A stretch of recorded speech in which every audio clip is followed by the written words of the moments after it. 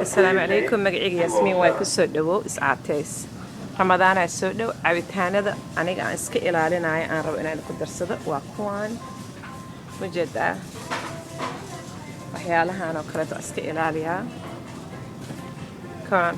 arka cabitaanadan oo kale faa'iido ay ku keenay male kalorigiisana wuu badan yahay nafaqana ma ka helaysid mujeedaa waxaas dhan dadka qaarkood intay gadaan ee masaajidada geeyaan markaas dadka ku jiranayaan marka cabitaano fiican waxa soo saaraya raali noqdo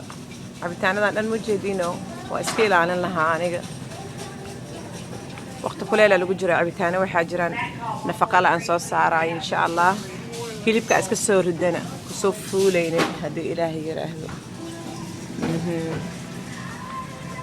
marka cabitaanada iska ilaali marka dad u tagto iyo kale biyo la rabaya leedahay dib malaha